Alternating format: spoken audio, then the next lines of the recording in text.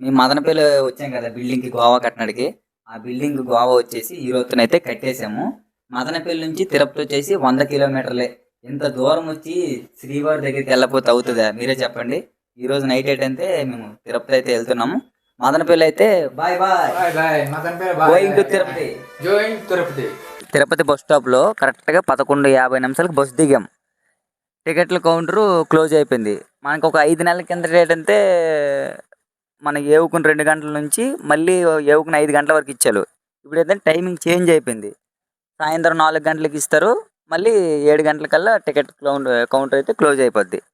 మరి ఏం చేస్తే మాకు ఫ్రీ దర్శనమే దిక్కు. డైరెక్టర్ అయితే అక్కడ నుంచి ఆటో బుక్ చేసుకుని భూదేవి కాంప్లెక్స్ దగ్గరికి వచ్చాము. వర్షం పడుతుంది. ఎక్కడ భూదేవి కాంప్లెక్స్ కూడా ఒక్క దగ్గర కూడా ఖాళీ లేదు పడుకోనడికి. అన్నకే వర్షం పడుతుంది. ఒక అన్నకి అడిగాం, అన్న లోన నీ బండిలో కూర్చుంటామంటే రా తమ్ముడు కూర్చో అన్నాడు. మేము కొండపైకి వెళ్ళేసరికి నాకు తెలిసి వెళ్ళలేదన్నా 4:30-5 అవుతుంది.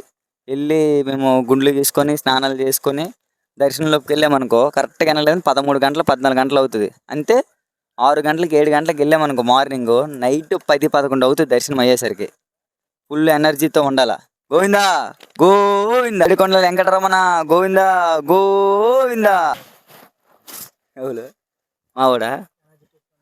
మావాడు ఎనర్జెటిక్ లేడు పాపం. ఇగో వ్యాన్లో కూర్చొని మండి తప్పమాట. ఈ అన్న చాలా హెల్ప్ చేశాడు. అడిగాము, అన్న ఇలా వర్షం పడుతుంది ఎక్కడ ఖాళీ లేదు పడుకోనడి కంటే రండి తమ్ముడు నా వ్యాన్ ఉంది, నా వ్యాన్లో ఉద్రపైకి పడుకోండి అన్నాడు.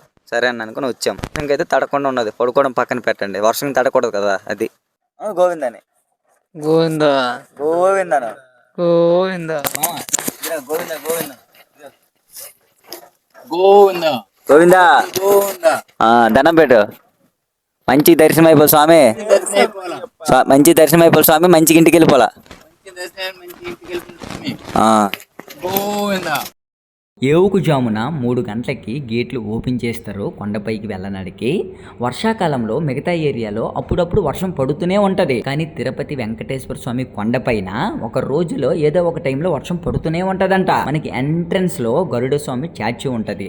ఆ తరువాత వెంకటేశ్వర స్వామి కమాన్ ఉంటది. ఆ తరువాత వెంకటేశ్వర స్వామి చెంకు చక్రాల కమాన్ అయితే ఉంటది. ఆ కమాన్ కింద బ్యాగులు అయితే చెకింగ్ అయితే చేస్తారు. మేమైతే కారులో నుంచి దిగి ఆ బ్యాగులు అయితే చెకింగ్ అయితే చేపించుకున్నాం. మేమైతే కొండపైకి వెళ్ళేసరికి 5-5:30 అయితే టైం అయితే అయ్యింది. గుండులైతే గీసుకొని స్నానాలు అయితే చేసుకొని క్యూలోకి వెళ్ళేసరికి 7 అయితే టైం అయితే అయ్యింది. అక్కడ నుంచి ఫస్ట్ వెయిటింగ్ హాల్ దగ్గరికి వచ్చేసరికి 10-10:30 అయితే టైం అయితే అయ్యింది. అక్కడైతే ఉప్మా పెట్టేశారు, తిన్నాము. 11 గంటలకైతే గేట్లు అయితే ఓపెన్ చేశారు. సెకండ్ వెయిటింగ్ హాల్ కింద వచ్చేసి మా ఫోన్లు అయితే తీసుకున్నారు. మాకు 22వ నెంబర్ వెయిటింగ్ హాల్ అయితే వచ్చింది. అక్కడైతే 1 గంట నుంచి రాత్రి 8 గంటల వరకు అయితే ఉన్నాము. ఒకసారి మధ్యలో పప్పన్నం అయితే పెట్టారు, ఇంకోసారి మళ్ళీ పాలు అయితే ఇచ్చారు. 8:10, 8:20 నిమిషాలకైతే గేట్లు అయితే ఓపెన్ చేశారు. నా 2 కళ్ళుతో మనసు పూర్తిగా ఆ వెంకటేశ్వర స్వామికి అయితే చూసుకొని ఆ గర్భగుడిలో నుంచి బయటకు వచ్చేసరికి 9:25 నిమిషాలు అయితే అయింది. మాకైతే దర్శనము 15 గంటలు అయితే పట్టింది. ఈసారి ఆ వేడుకొండల వెంకటరమణ స్వామి నా వెనకుండి ముందడుగు వేయించినాడా.